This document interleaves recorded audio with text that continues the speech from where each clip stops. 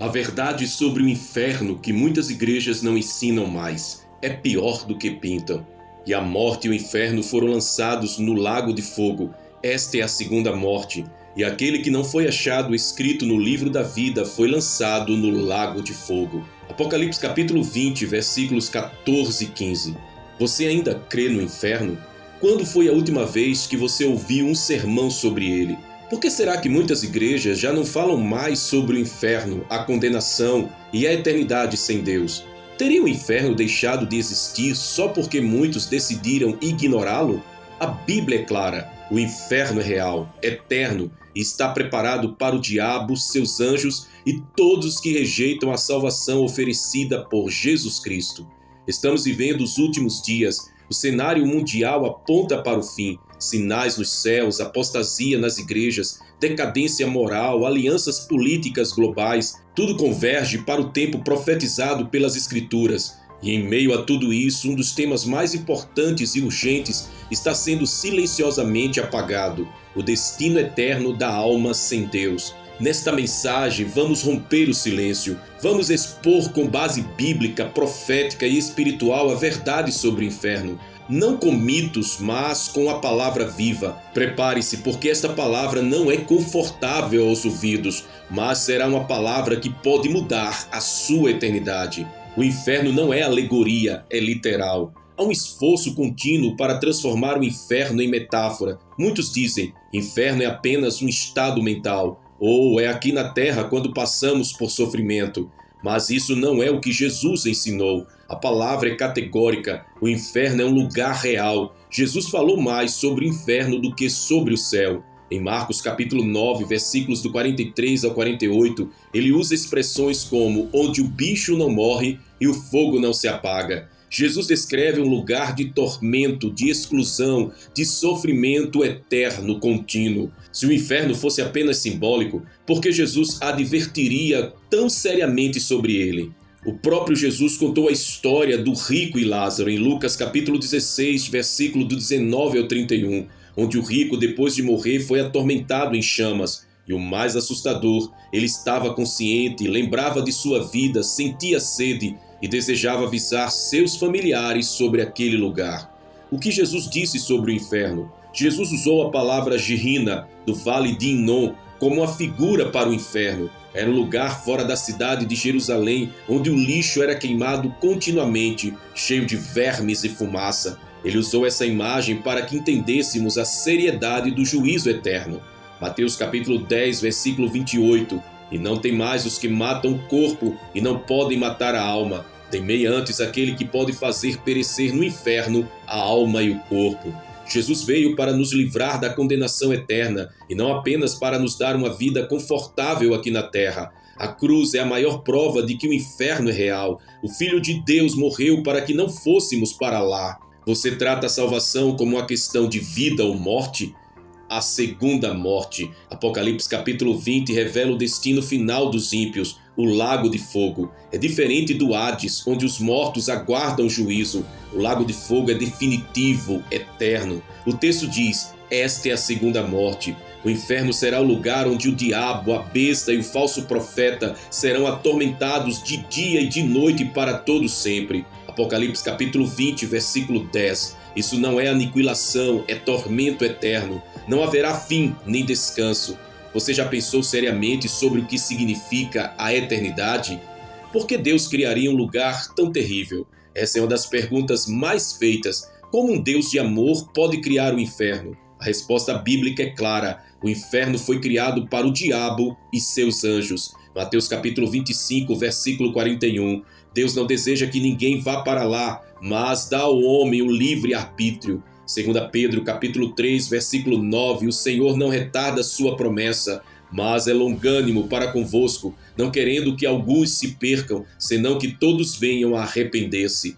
A justiça de Deus exige julgamento. O inferno é a consequência da rejeição voluntária de Deus. Não é Deus que envia alguém ao inferno, é a própria pessoa que decide ir para lá ao recusar a graça. Você está vivendo como alguém que teme o juízo de Deus? A cultura que apaga o inferno. Vivemos em uma geração que suavizou o evangelho. Há uma graça barata sendo pregada onde não há arrependimento, santidade nem temor.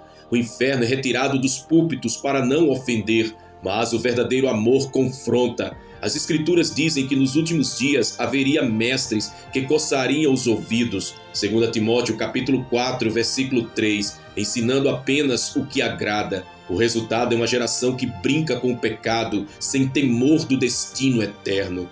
A igreja silenciosa, a omissão que condena. Quando os pastores param de pregar sobre o inferno enche. A omissão da verdade é uma forma de engano. O evangelho sem cruz, sem arrependimento, sem juízo não é evangelho. Ezequiel capítulo 33 fala sobre o atalaia. Se ele não tocar a trombeta e o povo for pego, o sangue será requerido dele. Nós somos atalaias nesta geração. Temos que pregar todo o conselho de Deus. Você está ouvindo a mensagem que salva ou apenas aquela que te entrete? Testemunhos e revelações sobre o inferno. Há inúmeros testemunhos ao redor do mundo de pessoas que tiveram visões, experiências de quase morte ou revelações divinas sobre o inferno. Embora não substituam a Escritura, elas confirmam o que já está escrito. São relatos de gritos, trevas densas, calor insuportável, demônios zombando de almas e uma sensação eterna de separação de Deus. O mais aterrador, muitos não acreditavam que estavam indo para lá. Eram religiosos, frequentadores de igrejas, mas viviam na prática do pecado.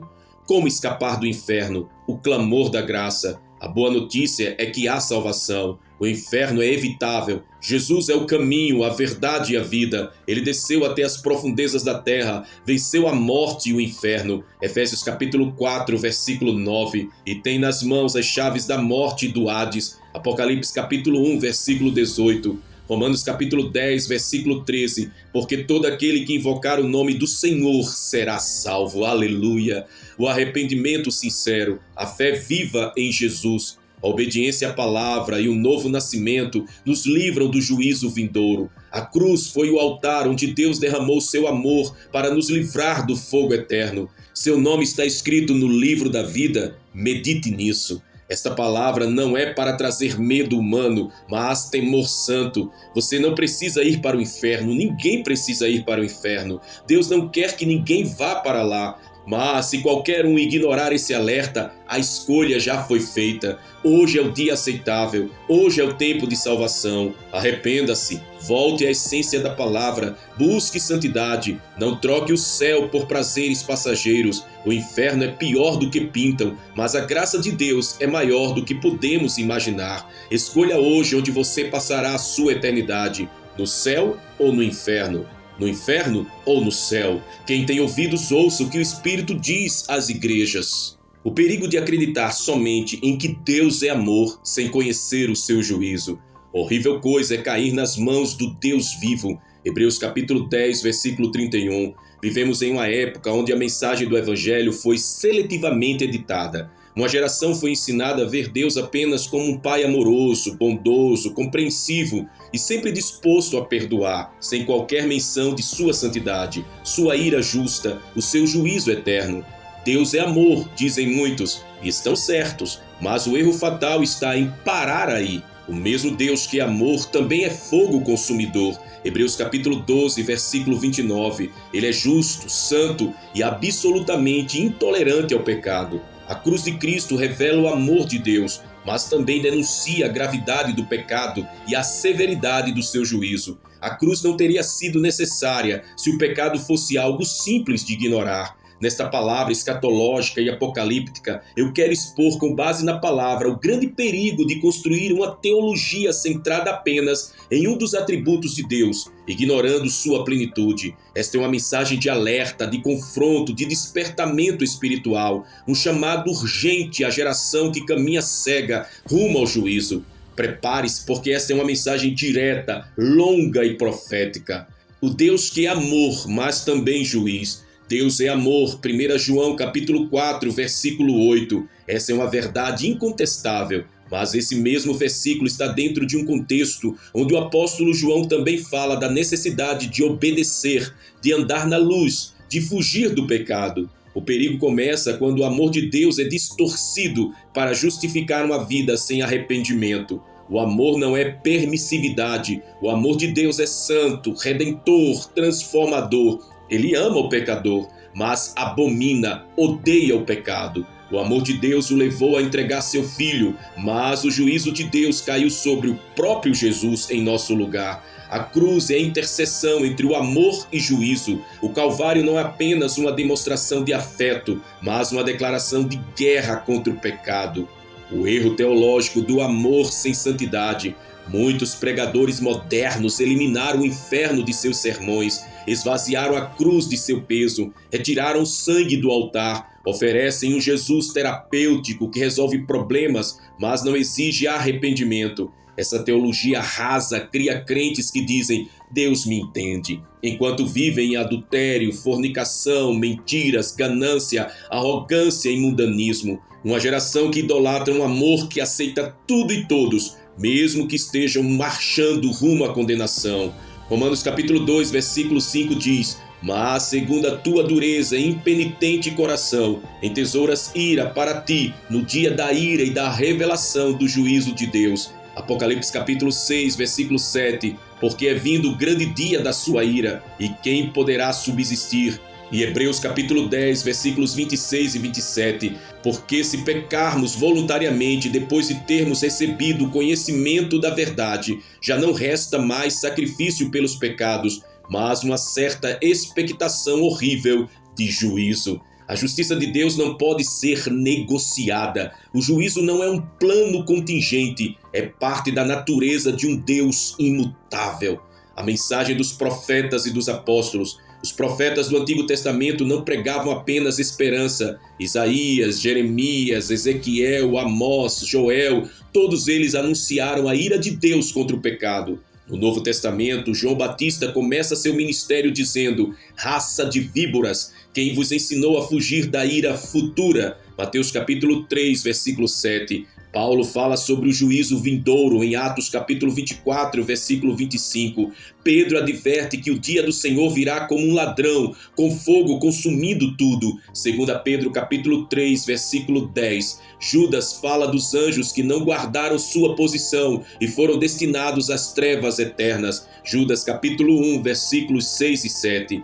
O tempo em que vivemos, os dias da graça terminarão. Hoje é o tempo da graça, mas essa janela vai se fechar. Quando Jesus voltar, ele virá como leão, não como cordeiro. Virá com olhos como chama de fogo, com voz como muitas águas, com espada afiada. Apocalipse capítulo 1, versículos do 14 ao 16. Multidões estarão dizendo: Deus é amor, enquanto se deparam com o Cristo glorificado, exigindo contas de cada ato, palavra e intenção. É tempo de temor. O falso evangelho que condena, evangelho sem cruz é heresia, mensagem sem arrependimento é engano, prometer céu sem santidade é mentir. Uma geração inteira pode estar sendo conduzida ao inferno, embalados por canções suaves e sermões motivacionais. Jesus disse: nem todo que me diz Senhor, Senhor entrará no reino dos céus, mas aquele que faz a vontade de meu Pai. Mateus capítulo 7, versículo 21.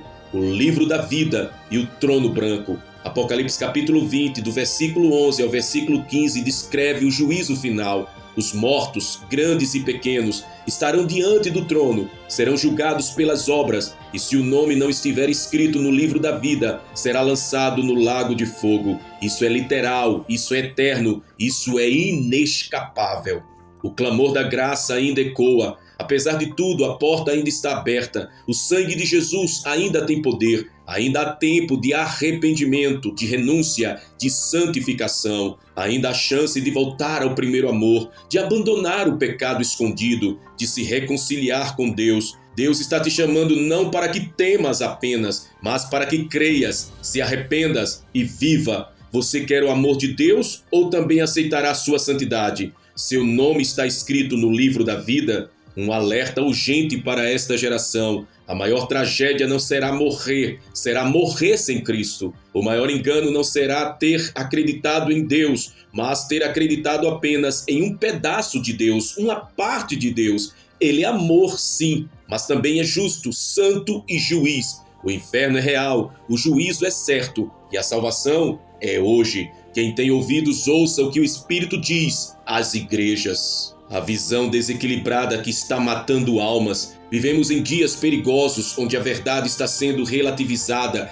e o caráter de Deus distorcido para agradar corações endurecidos e mentes cauterizadas. Muitos proclamam com veemência: Deus é amor, como se esta fosse a única verdade sobre ele. De fato, Deus é amor, como já falamos outrora. Um amor tão profundo que entregou seu próprio Filho para morrer por nós. João capítulo 3, versículo 16. Mas esse amor não pode ser entendido separado de sua santidade, de sua justiça e de seu juízo. Este desequilíbrio tem gerado uma geração que abraça o pecado com tranquilidade, que confunde graça com permissão e que rejeita a correção do Senhor como se fosse opressão.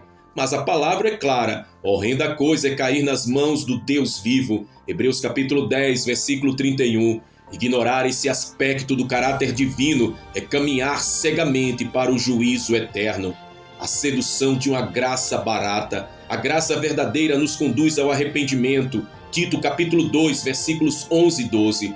Mas a graça barata, aquela que muitos estão pregando hoje, liberta o homem da consciência do pecado, não da escravidão dele. Jesus não morreu na cruz para nos dar licença para pecar, mas para nos libertar do poder do pecado. Pregadores modernos evitam falar de inferno, de juízo, de arrependimento e de santidade. Preferem discursos positivos que massageiam o ego e não confrontam o coração. Isso é sedutor, mas é mortal. Quando se prega um evangelho sem cruz, sem arrependimento e sem juízo, estamos levando as pessoas a um abismo eterno. Deus é amor e fogo consumidor. O mesmo Deus que amou o mundo ao ponto de entregar seu Filho é aquele que destruiu Sodoma e Gomorra. Ele é o mesmo que derramou juízo sobre o Egito, que julgou Nadab e Abiú por apresentarem fogo estranho e que abriu a terra para engolir os rebeldes no deserto. O Novo Testamento declara: nosso Deus é fogo consumidor. Hebreus capítulo 12, versículo 29. A igreja precisa voltar a pregar o Deus completo, não apenas o que conforta, mas também o que confronta, não apenas o que acolhe, mas o que corrige, não apenas o que salva, mas o que julga. Deus não mudou, o que mudou foi a pregação que muitos estão ouvindo. O juízo começa pela casa de Deus. 1 Pedro capítulo 4, versículo 17 declara: porque já é tempo que comece o julgamento pela casa de Deus. Antes que o mundo seja julgado, Deus virá julgar a sua igreja. Isso é apocalíptico e escatológico.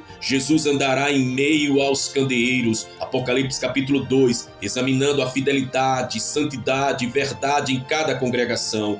Quantos altares estão contaminados? Quantos púlpitos silenciaram a verdade por medo de perder aplausos? Quantas igrejas se tornaram entretenimento e não casa de oração? Se o juízo começa conosco, como escaparemos se negligenciarmos tão grande salvação? Hebreus capítulo 2, versículo 3. A ira de Deus revelada no tempo do fim. Romanos capítulo 1, versículo 18 diz: a ira de Deus se revela do céu contra toda a impiedade e injustiça dos homens. Há uma ira santa que será plenamente manifesta nos juízos apocalípticos descritos em Apocalipse. Trombetas, taças, selos, todos falam de juízos divinos sobre um mundo que rejeitou a verdade. Não se trata de simbologia exagerada, mas de advertência real. Deus é longânimo, mas não negligente. Ele é paciente, mas não omisso. A humanidade está acumulando ira para o dia da ira. Romanos capítulo 2, versículo 5. E a única maneira de escapar é por meio da cruz de Cristo e do arrependimento genuíno. Glória a Jesus. A falsa segurança da religião sem santidade. Muitos se sentem seguros apenas por frequentarem igrejas, cantarem louvores e até contribuírem financeiramente. Mas sem novo nascimento, sem transformação, sem santificação, não há salvação. Deus exige frutos dignos de arrependimento. Mateus capítulo 3, versículo 8. Jesus advertiu: nem todo o que me diz Senhor, Senhor, entrará no reino dos céus, mas aquele que faz a vontade de meu Pai que está nos céus. Mateus capítulo 7, versículo 21. Crer apenas que Deus é amor sem viver em temor é fé morta. O amor de Deus nos convida, mas o juízo de Deus nos acorda. O engano do evangelho personalizado. Muitos têm moldado um evangelho que se encaixa em seus desejos carnais, criaram um Jesus permissivo, que não confronta, que aceita tudo. Isso é idolatria, é forma de um Deus à imagem dos homens e não conforme a palavra de Deus. Mas o verdadeiro evangelho não é negociável. Ele é o poder de Deus para a salvação, mas também a espada que corta. Hebreus capítulo 4, versículo 12, que separa, que santifica. Não há espaço para uma vida dupla. Ou somos luz ou somos trevas. Ou servimos a Deus ou ao mundo. Quem ama o mundo é inimigo de Deus. Tiago capítulo 4, versículo 4. A volta de Jesus, um dia de glória e de juízo. Para os santos, a volta de Cristo será o dia da glória eterna, mas para os ímpios e infiéis será o início de um juízo terrível. Jesus não virá como cordeiro, mas como leão. Ele julgará as nações, castigará os rebeldes e separará o joio do trigo. Mateus capítulo 13, versículo 30. Apocalipse capítulo 19 nos mostra o Rei dos Reis com olhos de fogo, vestido com vestes salpicadas de sangue, montado num cavalo branco, com um exército celestial. Ele vem julgar e pelejar com justiça. Que lugar haverá para quem viveu como se Deus fosse apenas amor e nunca justiça? O inferno não é mito, é destino real para os rebeldes. Jesus falou mais sobre o inferno do que sobre o céu, como falamos no início dessa palavra. Ele o descreveu como lugar de choro e ranger de dentes. Mateus capítulo 8, versículo 12, onde o fogo não se apaga. Marcos capítulo 9, versículo 43. Negar o inferno é chamar Jesus de mentiroso. E muitos hoje, ao suavizarem o juízo eterno, estão conduzindo almas para esse abismo. Não pregar o inferno é covardia espiritual, é omitir a verdade que pode despertar uma alma adormecida. A cruz só faz sentido quando compreendemos de que juízo fomos salvos. Sem essa compreensão, o sacrifício de Cristo é reduzido a uma boa ação moral. O chamado urgente ao arrependimento genuíno. O tempo é agora, o relógio profético está avançando rapidamente, as dores do fim já são visíveis. Apostasia, guerras, fomes, desastres,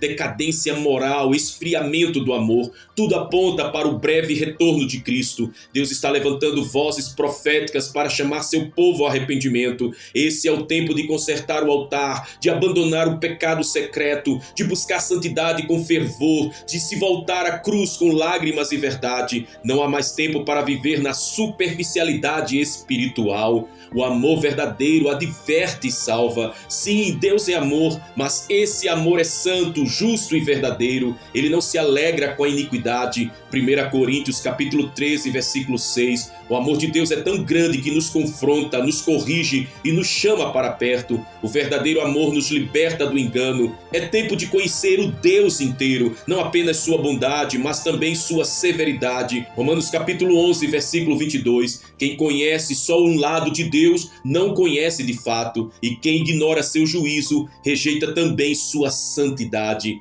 Um clamor antes do fim. Enquanto você ouve esta palavra, o céu está preparando o som da última trombeta. Jesus virá, o juízo virá, a justiça será estabelecida, o pecado será condenado e somente os lavados no sangue do Cordeiro estarão de pé. Não basta saber que Deus é amor, é preciso crer que Ele é juiz, é preciso viver em reverência, em obediência e em temor. O amor de Deus nos alcança, mas o juízo de Deus nos alinha e juntos nos conduzem à salvação eterna. Acorda, igreja, acorda, alma, o tempo está acabando. Não brinque com o juízo de Deus, não transforme a graça em desculpa. Arrependa-se, santifique-se, clame por misericórdia e viva como quem sabe que em breve o justo juiz virá. Horrenda coisa é cair nas mãos do Deus vivo. Hebreus capítulo 10, versículo 31. O alerta do próprio Cristo. Estamos vivendo uma era de confusão espiritual, onde a mentira veste roupagem de verdade e a verdade é atacada como se fosse opressão. Jamais se viu tamanha necessidade de discernimento como agora. Jesus, em sua infinita sabedoria, deixou registrado um alerta poderoso.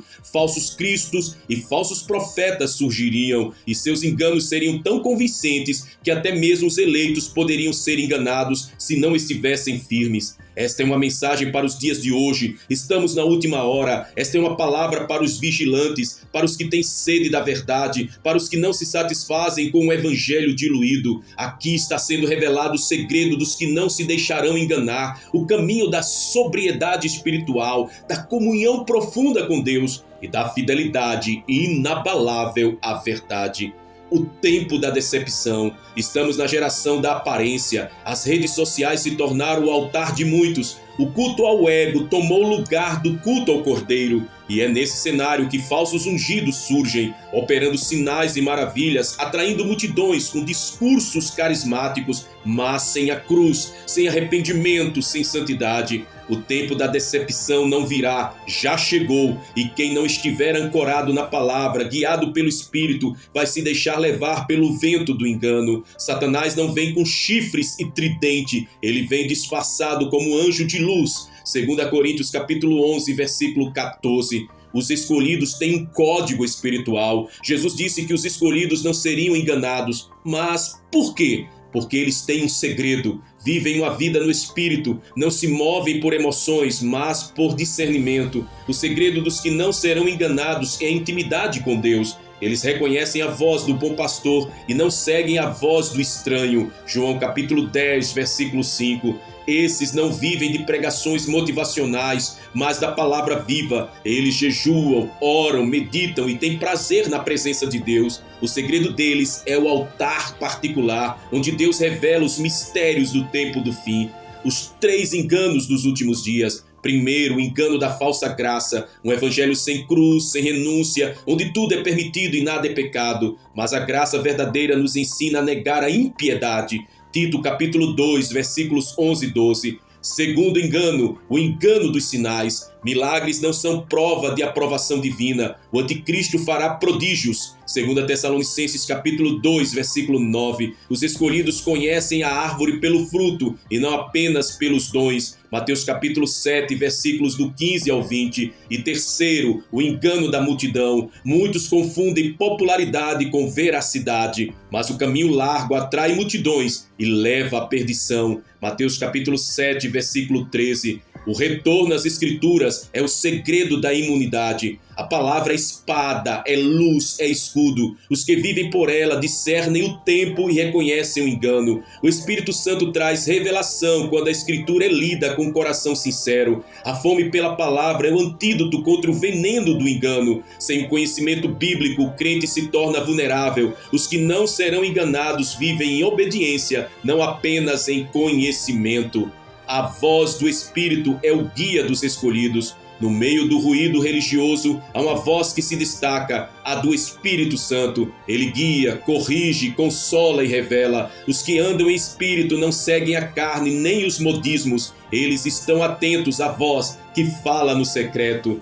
Discernimento não é opinião, é revelação. E revelação é fruto de relação. Quem tem ouvido espiritual está protegido do engano. Então, o que protege os eleitos? Primeiro, uma vida de santidade. O pecado é porta para o engano. Santidade é muralha de proteção. Segundo, o temor do Senhor, reverência, submissão e dependência dele. Terceiro, comunhão com os verdadeiros. O ferro afia o ferro, não se isole. E quarto, vigilância constante. O engano vem disfarçado. Seja como os bereanos, que a tudo examinava segundo a palavra. Atos capítulo 17, versículo 11.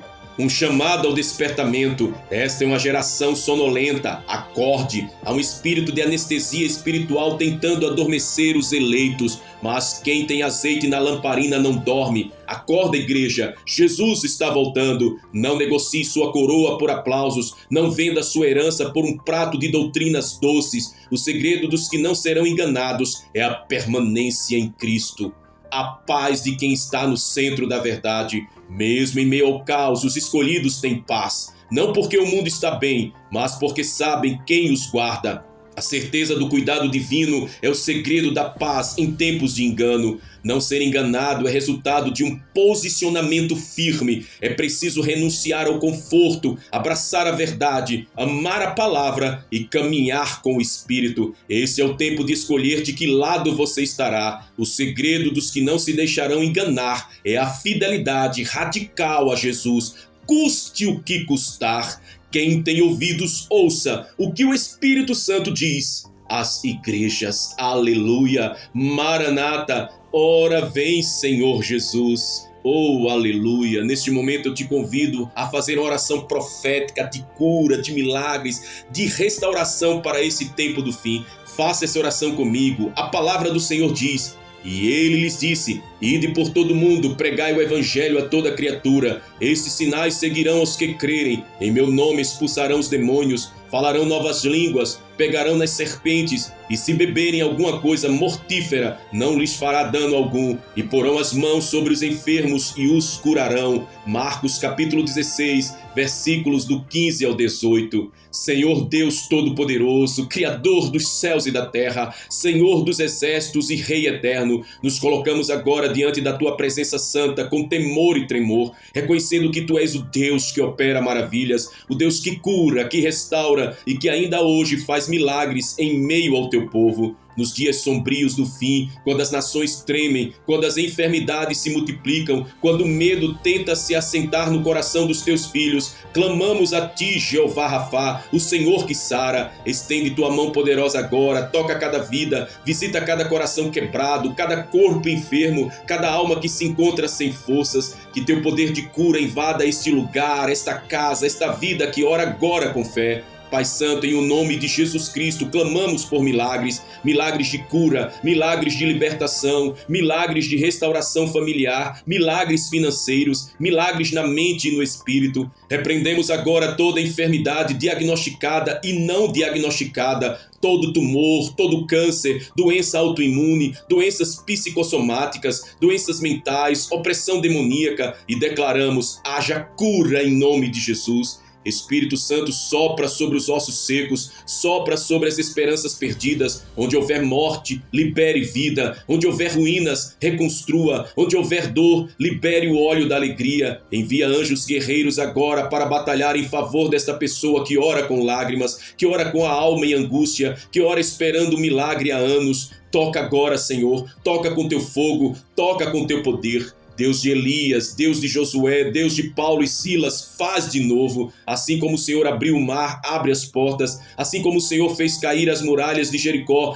derruba os muros de opressão. Assim como o Senhor ressuscitou Lázaro, ressuscita os sonhos, a fé, o amor, a vida espiritual. Senhor Jesus, cobre-nos com teu sangue. Que todo espírito de enfermidade recue agora. Que todo espírito de miséria e destruição seja dissipado. Que toda seta inflamável do maligno seja neutralizada pelo escudo da fé. Declaramos que milagre é a língua que o céu fala e que nós, teus filhos, vivemos sob promessas que não falham. Restaurador de almas, vem e visita os corações feridos. Tira o trauma, o medo, a ansiedade, o pânico, a depressão. Que a paz que excede todo o entendimento guarde o coração e a mente de quem está orando neste momento. Que o céu se manifeste sobre esta vida. Que a presença gloriosa do Senhor abrace, transforme, renove e cure. Aleluia. Declaramos restauração completa sobre os relacionamentos, sobre a casa, sobre os filhos, sobre o casamento, sobre o ministério, sobre a autoestima. Que os anos consumidos pelo gafanhoto sejam restituídos segundo a tua graça e vontade, que aquilo que parecia perdido seja achado, que portas que foram fechadas injustamente sejam reabertas com favor dobrado. Deus eterno, nós cremos no teu poder e oramos agora com a convicção de que o Senhor está agindo mesmo sem vermos. Ainda que os ossos estejam secos, nós profetizamos vida. Ainda que tudo pareça terminado, profetizamos recomeço. Ainda que a medicina tenha dito não há cura, declaramos há cura sim, porque Jesus vive e reina. Espírito da verdade, revela ao coração que está abatido que o tempo do fim é tempo de glória, de manifestação de poder do alto. Que esta pessoa não tema as dores dos últimos dias, mas que seja cheia da esperança viva em Cristo Jesus. Que teu povo se levante com autoridade, com fé, com dons espirituais ativados, com a boca cheia de testemunhos, com os olhos cheios de luz. Em o nome de Jesus seja agora liberada a cura sobre os ossos, sobre o sangue, sobre os órgãos internos. Que problemas renais, hepáticos, pulmonares, cardiovasculares desapareçam diante da glória do Deus Todo-Poderoso, de El Shaddai. Que enfermidades crônicas sejam revertidas, que os milagres hoje gerem um novo tempo para a tua glória e louvor. E agora declaramos venha a restauração, venha o renovo, venha o recomeço. O nosso Redentor vive e por fim se levantará sobre a terra. Assim oramos em o nome de Jesus Cristo, nosso Senhor e Salvador, a quem honramos e declaramos: Maranata, ora vem, Senhor Jesus. Glória a ti, ó Pai amado. Agora que você recebeu esta palavra poderosa, reveladora, impactante, eu quero te convidar a você deixar nos comentários abaixo uma declaração de fé, como um testemunho público de que você está crendo, esperando e se posicionando nos últimos dias. Escreva palavras que expressem a sua esperança, a sua fidelidade a Deus e a certeza de que você não será enganado pelas trevas deste século. Declare: eu pertenço a Jesus e não serei enganado. Declare: minha fé está firmada na verdade e na rocha eterna. Declare também: sou parte do remanescente fiel que espera o Senhor com azeite nas lâmpadas. Declare com toda autoridade: eu recebo cura, o milagre, a restauração hoje, em nome de Jesus. Declare com ousadia: nada vai me separar do amor de Cristo. A verdade me libertou e continuo firme até o fim. Declare: eu rejeito as mentiras do mundo, de Satanás, e me agarro à palavra de Deus. E declare com toda a fé e ousadia da sua alma, do seu coração: Jesus é o meu Senhor, Ele é o meu Salvador. Agora inscreva-se abaixo aqui em nosso canal, vá aqui no botão de inscrever, se inscreve, ative o sininho de notificações e compartilhe este vídeo com o máximo de pessoas que você puder. Você pode ser um instrumento que Deus usará para abrir os olhos de alguém que está prestes a ser enganado. Espalhe a verdade, compartilhe a luz, proclame o Evangelho, e que a graça do Senhor Jesus Cristo, o amor de Deus Pai e a comunhão do Deus Espírito Santo sejam com todos vós, hoje e para todos sempre. Amém, amém e amém. Maranata, ora vem, Senhor Jesus.